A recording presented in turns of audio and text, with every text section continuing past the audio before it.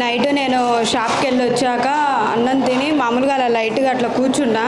ఈ పక్క మొత్తం బాగా లాగేస్తుంది. అసలు ఏమవుతుందో అర్థం కావట్లేదు. ఆ క్షణంలో ఏమన్నా చనిపోతున్నా ఏందని బయటికి వెళ్ళా. నేను బయటికి వెళ్ళి ఒకవేళ ఊపిరి ఆడట్లేదేమో, దానివల్ల ఏమన్నా ఇబ్బంది అవుతుందేమోనని బయటికి వెళ్ళి నిలబడ్డా. ఎందుకో మళ్ళీ అలాగే అవుతుంది, ఒక పక్కకే ఒరిగిపోతున్నా ఇలా. ఆ క్షణంలో మా నాన్నను పిలిచి నాన్న అని 2 చేతులు పట్టుకొని బాగా ఏడ్చాను. కానీ వీళ్ళేమో నేను భయపడ్డా, బయటకు వచ్చాక భయపడ్డా అనుకుంటున్నారు. నాకు ఎప్పటి నుంచో అలాగే అవుతుంది. నేను చెప్పలేదు వీళ్ళు భయపడతారని. ఇక నేను అలాగే కూర్చొని మా నాన్నకి చెప్పాను. నేను ఒకటే మాట, నాన్న హాస్పిటల్కి వెళ్దామా నన్ను. నాన్న వద్దులే, అన్నయ్యకి ఫోన్ చేద్దాని ఫోన్ చేసి అన్నయ్య ఏం చెప్తారో చూద్దానని అంటే అన్నయ్యకి ఫోన్ చేయగానే అన్నయ్య చర్చి దగ్గరికి తీసుకురమ్మని చెప్పారు. తీసుకొచ్చినాక ప్రేయర్ చేసిన 5 నిమిషాలకే అసలు ఆ నొప్పి లేదు, ఒకటి ఇలా పడిపోవడం కానీ ఏదీ లేదు. ఎమ్మటే స్వస్థత పొందాను నేను. ఈ చిన్ని సాక్ష్యం దేవుడు దీవించిన గాక.